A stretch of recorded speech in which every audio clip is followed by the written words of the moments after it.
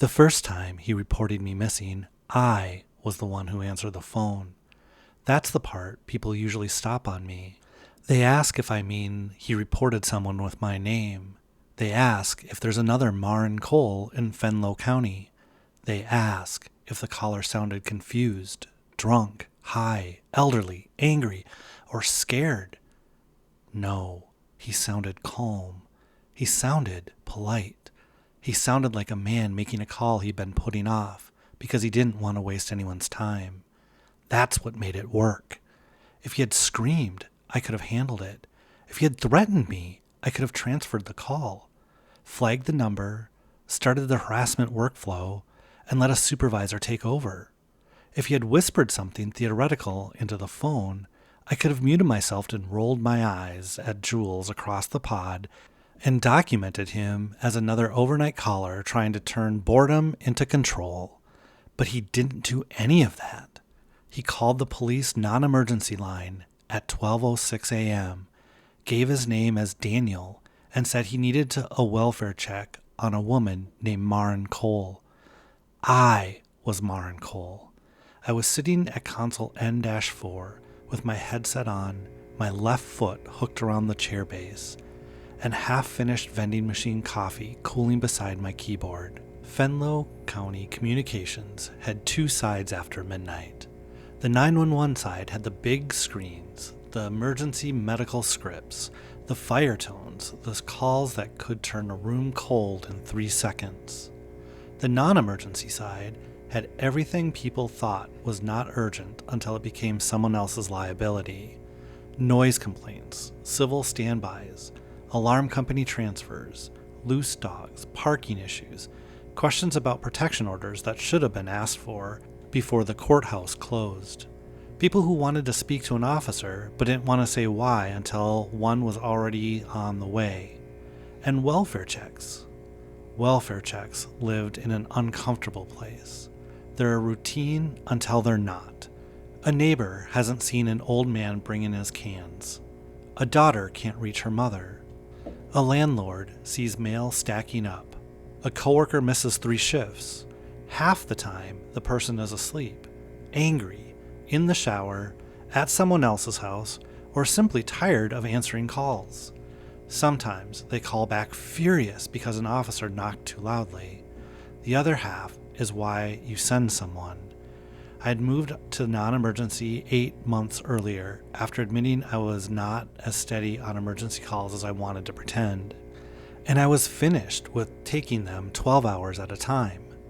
Non-emergencies let me keep the headset without feeling like every ring was a door opening under me. That's what I told people. The truth was simpler. I liked categories. I liked knowing what box a call belongs in. Noise complaint, parking hazard, welfare check, suspicious circumstance, officer callback, civil issue, not police matter. Categories kept the room from eating you alive. They also let you sleep after your shift, if you were lucky. You could leave a call in its box and tell yourself the box would be there tomorrow. The hard ones were the calls that refused to stay labeled. Domestic, that became kidnapping. Noise complaint, that became burglary. Welfare check, that became death notification. Those were calls that followed you into the parking lot because some part of you kept trying to reclassify it after the fact. So when Daniel said, "I need a welfare check on Marin Cole," I did what training had carved into me. I didn't react to the name at first. I asked, "What address are you requesting the check at?" He gave me my apartment. Not just the street, building number, unit number, gate code. I sat a little straighter. "Can you spell the last name for me?" "Cole," he said. C-O-L-E. First name Marin. M-A-R-I-N. Jules' pen glanced over the divider when she heard my name. Jules had one ear on the administrative line and one hand inside a bag of pretzels she'd been rationing since 10. I kept my voice level. "What's your relationship to Marin?" "I'm concerned for her welfare." "That's not a relationship." A pause. No, Daniel said. I guess it isn't. What's your callback number? He gave me one. The number populated on my screen as he spoke, which sometimes happens with routine calls. Caller ID was not gospel, but it gives you somewhere to start. The display showed a local prefix and 4 digits I didn't recognize. Why are you concerned? I asked. She's not answered since 11:18. I looked at the clock. It was 12:07. I'd been on shift since 10:52. At 11:18, I had been exactly where I was now, telling a man that fireworks were not police emergencies unless someone was injured. Something was on fire, or he could tell me who was lighting them. Has Marin made statements about harming herself or anyone else? No. Any known medical condition? No. Any reason you believe she's in immediate danger? Yes. What reason? She's not where she's supposed to be. Jules stopped chewing. Across the room, shift lead Tessa Rowe stood up from the supervisor's pod. Tessa could hear tone changes the way some people hear smoke alarms. She didn't know exactly what was wrong yet, but she knew my voice had gone too careful. I said, Daniel, I need to know more specific. I can't, he said. Then I may not have enough for a welfare check. You do. Why do you say that? Because you have to clear it. That was the first thing he said that felt wrong. Not impossible, wrong. Callers who know just enough procedure are harder than callers who know nothing. They don't ask for help. They push buttons and wait for the machine to move. I muted my mic and turned toward Tessa. He's asking for a welfare check on me. Tessa's eyebrows pulled together. You? Current apartment, current unit? Says I haven't answered since 2318. You know him? No. Harassment? Maybe. Tessa came to stand behind my chair and plugged into the call. Keep him talking, she said. I unmuted.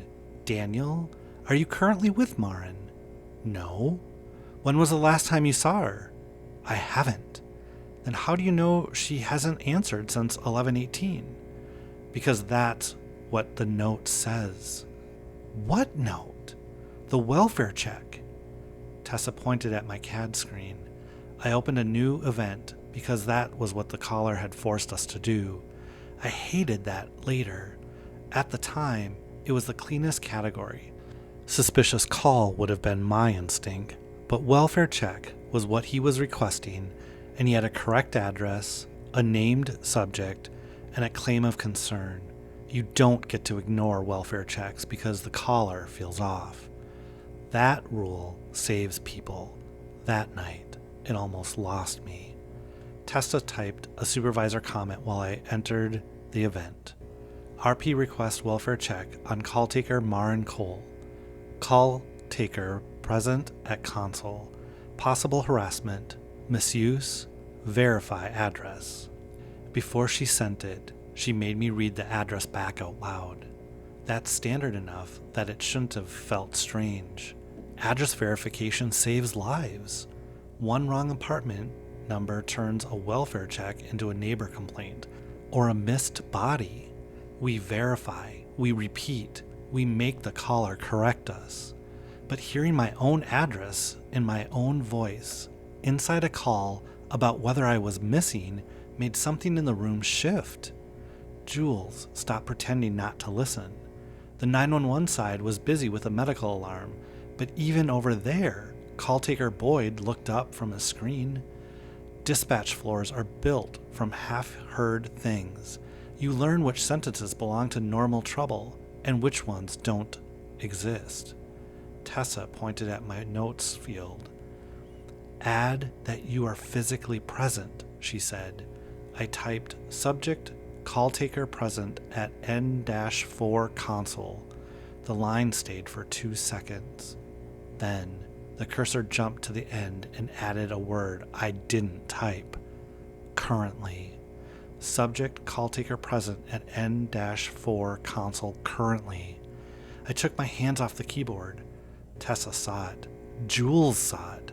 Nobody said anything because the event was not sent yet, and we are still trying to stay inside the world where bad software could explain bad grammar. Tessa backspaced the word. It reappeared. Currently. That was when she assigned Officer Len Graves. Because the only thing worse than sending an officer to prove an impossible call wrong was not sending one and letting the system decide what a refusal meant. Graves was closest to my apartment, and he had the rare patrol officer gift of not turning weird calls into performances. Unit 12, Tessa said on the radio. Start for a welfare check. Fenlow Arms, Building C, Apartment 214. Subject is confirmed present at Communications. Possible harassment component. Check only. No emergency indicated. Graves answered. Copy. That the same Marin sitting 10 feet away from you? Tessa looked at me. Affirm. There was a short silence on the radio. Then Graves said, Copy. En route. Daniel stayed on the line. I could hear him breathing, slow and even. Daniel, I said, an officer is being sent to check on the address. I need you to stay on the line. I can't after he gets there. Why not? Because then you'll know you're not there. I didn't answer. Tessa wrote the sentence down by hand. That's something dispatch supervisors do when the computer starts feeling less trustworthy than paper. Graves arrived at 12:29. At 12:31, before he keyed his mic, the CAD disposition field changed. Unable to locate. No answer. I stared at it. My hands stayed on the keyboard, but I hadn't typed anything. Tessa hadn't typed anything either. Jules was watching my screen over the divider with her pretzel bag hanging forgotten from one hand. Unit 12, Tessa said. Advise status. Graves replied, Walking up now. The disposition remained on the screen. Unable to locate. No answer. Do not clear that call, Tessa said. Graves stopped walking. You could hear it in the radio.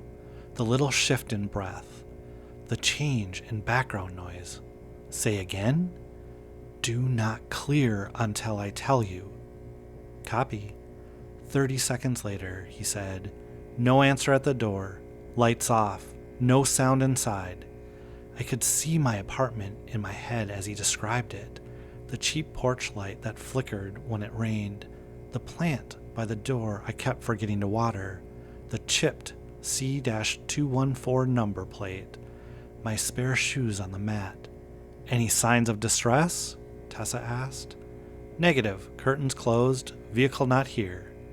My car is here, I said. Not on the radio, just in the room. Jules stood and looked through the narrow exterior window toward the employee lot. Your car is here, she said. Daniel's line clicked. Not a disconnect, a small click, like a recording changing tracks. I told you, he said. Then the call ended. The timer stopped at 0844. I tried the callback number immediately. It rang once, then dead air. Then something else. Room tone. Not the hiss of an open line. Room tone. The layered quiet of Fenlow County Communications after midnight. Low radio murmur. HVAC. A wheelchair squeaking when somebody shifted. Jules whispered, What the hell? On my left. I heard myself breathing. Not in the room. On the callback. I hung up before Tessa told me to. No one said anything for a few seconds.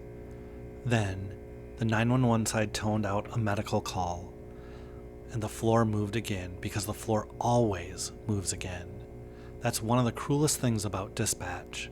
Your personal impossibility doesn't stop someone else's chest pain. Tessa pulled me off live calls for 12 minutes. That's all she could spare. She had Jules cover my queue while she saved the audio, flagged the event, and called the on-duty watch commander. She didn't use words like impossible. She used words supervisors can defend: potential harassment, possible spoofing, CAD irregularity, employee safety concern. I sat at my console with my hands in my lap and watched the welfare check event history. At 12:46, a new line appeared. Subject not at listed address. Graves hadn't typed it. He was still outside my apartment, waiting for Tessa to tell him whether to knock again or leave a card. At 12:48, another line appeared. Location eliminated. Tessa saw that one. She leaned over my shoulder and whispered, "That is not a disposition." No, it wasn't. The second call came in at 1:07. Jules answered it because I was still technically off the queue. Her face changed before she finished the greeting. She put the caller on hold, muted, and looked at Tessa. "It's him!" Tessa plugged in. I should have stayed out of it. I didn't. Jules unmuted. "Sir, you're speaking with Fenlow County Non-Emergency. What address are you requesting the welfare check at?" Daniel gave my old address. Not my last apartment. The one before that, a duplex off Marlowe Road where I had lived for 8 months after my divorce, and before the landlord sold the building to his cousin. Jules didn't know that address. Tessa did. She looked at me without moving her head. I nodded once. Jules asked the same required questions: relationship to subject, reason for concern, last contact. Daniel answered carefully. No relationship, concern for welfare, last contact, 11:18 p.m. Same time, always 11:18. Tessa typed the event herself this time and classified it as suspicious call with welfare check component. That should have mattered. It should have changed what the system did with it. For 9 minutes, it seemed like it had. The event stayed where she put it. Suspicious call, officer advised, no new welfare check card, no disposition field moved by itself. Then Graves cleared my apartment without using the word clear. Communications, Unit 12, I have no indication of emergency at Fenlow Arms. Leaving area unless further. The old address event changed. Welfare check. Tessa said, "No!" The category field grayed out. The old premise history loaded under it. There shouldn't have been premise history. I had never called from that address. No one had ever requested a welfare check on me there. I knew because if something like that had happened during the Marlowe Road months, I would have remembered the humiliation of a patrol car in my driveway. But the system showed one prior note. Subject no longer resides. Entered by M. Cole. I hadn't entered it. Daniel said, through Jules' headset, that one was easier. Jules disconnected the line. Tessa didn't correct her. At 1:32, patrol cleared Marlowe Road. Nobody there knew me. The current tenant was a graduate student who answered the door wearing one sock and holding a baseball bat he clearly didn't know how to use. Graves apologized, backed out, and told Tessa there was no emergency. The CAT event added another line. Location eliminated. I understood less than I felt. That's how these things happen sometimes. Your brain catches up later. Your body knows first. I felt the calls moving inward, not chasing me, removing the places around me. Current apartment, old addresses, places I had been, crossed off by procedure. At 2:14, Daniel called about my car. I'd returned to my console because the county didn't stop needing non-emergency call takers, and because sitting away from the phone made me feel worse. Tessa agreed on the condition that Jules monitored my line, and no calls got entered under welfare check without supervisor approval. The phone rang. The queue labeled unknown caller. I answered because I was tired of watching other people flinch for me. Fenlow County Non-Emergency. This line is recorded. How can I help you? I need a welfare check on Marin Cole, Daniel said. This time I didn't ask what address. That was a mistake. Procedure exists because skipping steps gives callers room. Daniel filled the silence. She's in the employee lot. Tessa was already behind me. What specifically is your concern? I asked. Her car is there. That does not establish a welfare concern. The driver's seat is warm. Jules stood again and looked toward the lot. My car is there, I said. I know, Daniel said. How do you know that? I'm reading it. Reading what? The update. The CAD mat opened on my second monitor without me touching it. A pin appeared in the employee lot. It was not on my car. It was 2 rows over in a blank space near the fence. Tessa's voice went flat. Unit 12, respond to communications employee lot for suspicious circumstance. Do not clear any related welfare checks. Repeat, do not clear welfare check language. Graves answered. Copy. Thank you for saying that first. He was on site in 4 minutes. I watched him on the exterior camera across the lot with his flashlight low. He found my car exactly where Jules had seen it. 4th row, blue compact, rear passenger door with a dent from the grocery store cart corral. Vehicle is secure, he said. No one inside. Daniel breathed into my ear. Graves tried the driver's door. Locked. He touched the window. Then he stepped back. Dispatch, he said, and his voice had changed. Driver's seat appears occupied by heat signature. No visible person inside. Tessa pulled up the exterior camera.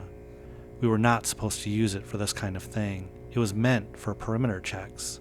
Suspicious persons near the staff door and fogged windows by the entrance.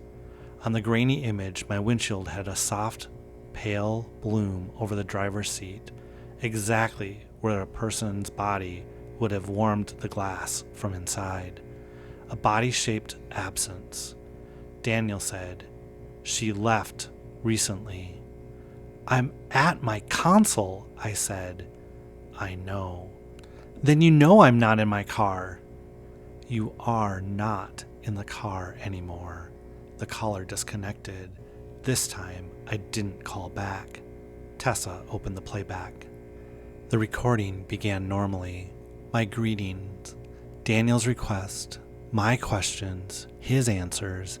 Then, at the point where I had asked what he was reading, his voice dropped out.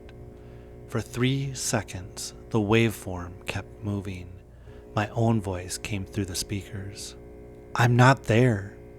I had not said that. No one moved. Jules whispered, Marin is sitting right there. The playback answered in my voice. I'm not there. Tessa stopped the audio. She told Jules to print the call history.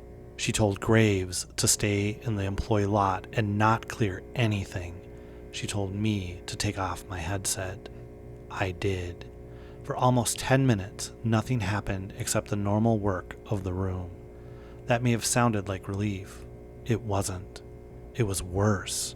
In a way, because silence on dispatch floor is never empty. It's held open by everything waiting to interrupt it. Every phone line has a light. Every radio channel has a speaker. Every cat event has a timer that changes color if you let it sit too long. The room teaches you that quiet is only another kind of pending. Tessa moved my station into observe only and had Jules take the non-emergency queue.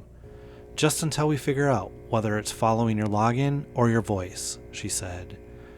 That's the kind of sentence nobody wants to hear from a supervisor, because it means the impossible thing has been accepted into troubleshooting and given a temporary procedure. Jules gave me a look that tried to be funny and failed. If it asks for you, I'm transferring it to animal control, she said. No one laughed. At 2:44, the next call came in. Jules answered from N-5. Fenlow County non-emergency. This line is recorded. How can I help you? I watched her face from the other side of the divider. Her expression didn't change all at once. It tightened in pieces. Eyes first, then mouth, then the small muscle in her jaw that moved when she was trying not to interrupt a caller. She muted and looked at Tessa. He wants a welfare check on Marin inside communications. Tessa said, Don't enter it. Jules nodded, unmuted her, and asked, Sir, what's your relationship with Marin Cole? The caller answered soft enough that I couldn't hear the words through Jules' headset, but I could hear something else. Breathing. Not Daniel's, not Jules', mine. It came through the small external speaker on Jules' console, the one she kept low so she could monitor playback without putting them over the room. 3 slow breaths, then tiny clicks my jaw makes when I swallow too hard. I was standing 6 feet away from her with my headset on my desk. Jules turned the speaker down with one shaking finger. The breath stayed audible. Tessa came around the pod and stood between us, looking from Jules to me as if physical angle might explain it. Jules said into the call, Can you hear Marin right now? A pause. Then Daniel's voice, faint through the speaker. Not the one you're looking at. Tessa reached over and disconnected the call. The CAD system opened a new event anyway. Welfare check. Location, Fenlow County Communications. Subject, Marin Cole. Reporting party, Daniel. Then the location field changed. Employee entrance. Then changed again. Console N-4. Then again. Unknown location inside facility. Each change came with a soft system tone, polite and useless. Tessa tried to lock the event category, but the cursor jumped to a field none of us had selected. Last seen. The field filled itself. 2318, entered, staff door. The staff door access log opened on the third monitor. My badge number was there. Marin Cole, entry granted, 0301. The current time was 2:58. I looked down at my badge clipped to my waistband. Same photo, same worn plastic edge where I'd caught it on my car door the week before. Tessa said, Give me your badge. I unclipped it and handed it to her. The access log refreshed. Marin Cole, entry granted, 0301. Then beneath it, badge presented by subject. Tessa dropped my badge on the desk like it had burned her. That was when the phone queue changed. One waiting call. Priority, admin. Callback, my number. I looked at my phone lying face down on the desk beside the keyboard. It was dark. Tessa said, Do not answer that. The queue timer started. 0001, 0002, 0003. Across the room, the 911 side kept working. A fire alarm, a medic transport, a deputy asking for a case number, ordinary traffic moving around the hole opening at my console. At 0018, CAD generated a new event. Operator unresponsive at console. Subject, Marin Cole.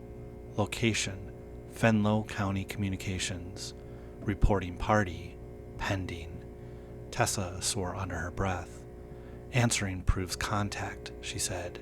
Not answering proves unresponsive, I said. The call kept ringing in the queue without making sound. That was worse than a ring. A silent call counting upward when everyone could see it. Tessa reached for my mouse to transfer it to supervisor position. The event updated. Subject removed from primary console. She took her hand back. Jules said, Let me take it. No, I said. Both of them looked at me. The last time Jules took it, it moved closer. That was not fair. It wasn't Jules' fault. She knew that. I knew that. The room knew that. But the system didn't care about fault. It cared about entries. I put my headset back on. Tessa said my name sharply. I said, if I answer, I choose the category. That was the first useful thought I had all night. The calls had only worked because we let Daniel choose the frame. Welfare check, concerned party, subject not at location, unable to locate, no answer.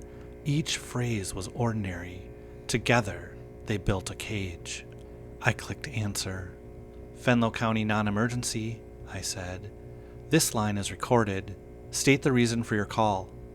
Daniel exhaled softly. I'm concerned for Marin Cole.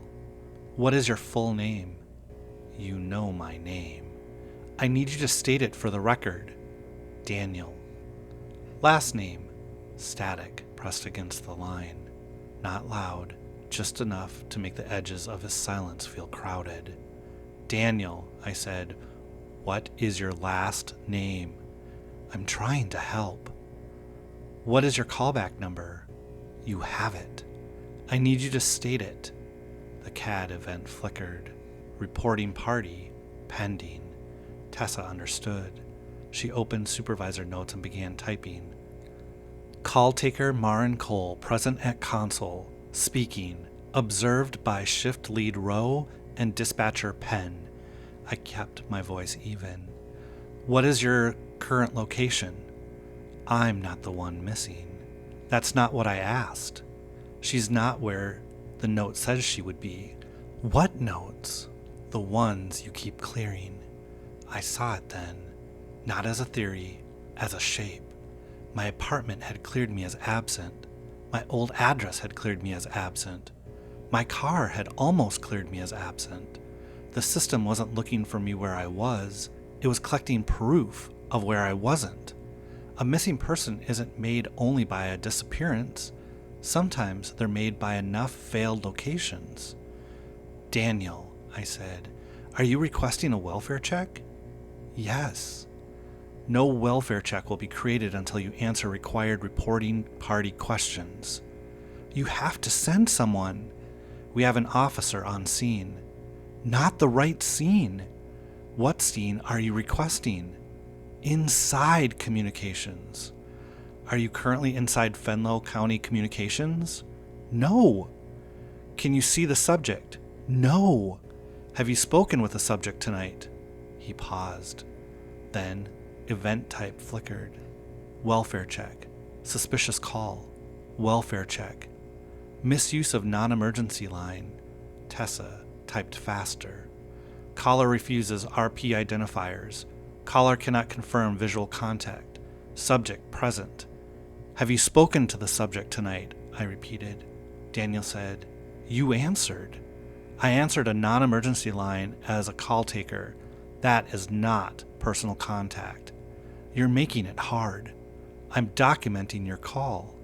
You're making me say the wrong things. There it was. Not anger, frustration. For the first time, Daniel sounded less like a concerned caller and more like someone whose form kept rejecting at submission. Graves came over the radio. Communications, Unit 12. I'm at the exterior staff entrance. I have visual on Cole through the glass. She is upright, conscious, wearing a headset, speaking with staff present. This is not a welfare check clearance. Show as suspicious call detail. Daniel went quiet. The phone line stayed open. The CAD event flickered one more time. Welfare check. Then it changed. Suspicious call, misuse of non-emergency line. The map pin stopped moving. The queue timer froze at 0412. Daniel said, very softly, she made me say the wrong category. Then the line disconnected. Nobody celebrated. That's not how relief works in a dispatch center. Relief is quieter than fear because fear has somewhere to go. Relief just sits there in your chest and shakes. Jules printed the call history while the event was still visible. Tessa printed her supervisor notes. Graves stood outside the staff entrance until day shift started arriving because none of us wanted to clear him from the scene, and he didn't ask to. At 4:06, the suspicious call event disappeared from active CAD. Not cleared, not canceled, disappeared. Jules held up the printout like a person holding a match in a cave. "I have it," she said. Tessa said, "Make 2 copies." Then she stopped herself. "No, don't copy it, photograph it." Then she stopped again. "No." She took the pages from Jules and put them in the locked supervisor drawer where they kept handwritten outage notes, radio failure logs, and other things that mattered only when the system stopped admitting they had happened. Morning shift came into the kind of silence that makes people ask whether there was a bad call. Tessa told them there had been a system issue. That was true. She told them non-emergency had received harassing calls targeting an employee. That also was true. She told them all related audio was preserved. That was true for about 6 hours. By noon, the first call had changed. Tessa called me from her car after shift. I was sitting in my apartment with every light on, staring at my phone in the kitchen like it was an animal I had forgotten inside. "Do not play the audio alone," she said. I asked why. She didn't answer right away. Then she said, "It's not what he said." Jules checked the preserved playback before leaving. The first call no longer began with Daniel asking for a welfare check. It began with his voice saying, "She made me say the wrong category." Then my greeting. Then his original request, as if the call had learned from the end and carried the lesson back to the start. The printed history in Tessa's supervisor drawer still showed the original order. That became our anchor. Paper again. Ink again. The parts of the world that don't update unless someone touches them. Tessa also wrote a memo before she left the building. Not an official memo. Official memos have templates, routing fields, categories, drop-downs, all the little doors a bad system can use to decide what you meant. This was 1 page from a yellow legal pad in Tessa's blocky handwriting, torn uneven at the top and signed by her, Jules, Graves, and me. Marin Cole was present at Fenlow County Communications from 22:52 hours through end of shift. Marin Cole was observed speaking, breathing, walking, and answering questions. No welfare check was required for Marin Cole at this location. Tessa made each of us write 1 line in our own handwriting. Jules wrote that she had heard my voice in the room and a recording at the same time. Graves wrote that he had visual confirmation through the dispatch floor glass and refused to classify it as a welfare check. I wrote that I had never left communications floor. Then Tessa folded the page twice and put it behind her driver's license. "Why not the drawer?" I asked. "Because the drawer belongs to the room," she said. That was the most frightening thing she said all night. I stayed at Fenlow County Communications for 3 more months. People think quitting is the obvious choice after something like that, but obvious choices are usually for people who wear their story later. When you're inside it, leaving can feel like creating a new category. Former employee, no longer on site, unable to contact, last seen. So I stayed until I could leave cleanly. Day shift transfer, new agency, different county, no dramatic exit, no unanswered calls on my last night. Tessa walked me to my car after my final shift. Graves was parked by the employee entrance, though he was not assigned there. Jules handed me a paper bag with a gas station muffin and a note that said, "Do not answer yourself." I still have the note. I don't have the audio. I don't want it. 2 weeks after I left, Tessa texted me a photo of the non-emergency queue. No message, just the photo. 1 pending callback, scheduled for 23:18. Callback number, mine. Disposition field, blank. category field blank, subject field blank. For a while I thought the blank fields were better than filled ones. Now I'm not sure, because blank doesn't always mean empty. Sometimes blank just means the system is waiting for someone to say the right word. I changed my number after that. I stopped using my full name on voicemail. I don't let unknown calls ring more than twice, but I don't decline them either. Declining is a kind of answer. Dispatch teaches you that. Silence, refusal, transfer, hold, disconnect. The system has categories for all of it. On bad nights, when the phone lights up without a name, I remember Daniel's voice. Not angry, not dead, not even cruel. Concerned.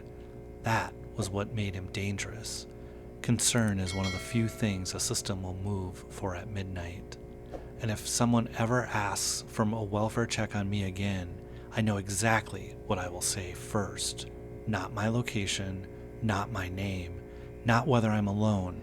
I will ask for the reporting party's full name, and I will wait until they answer it out loud.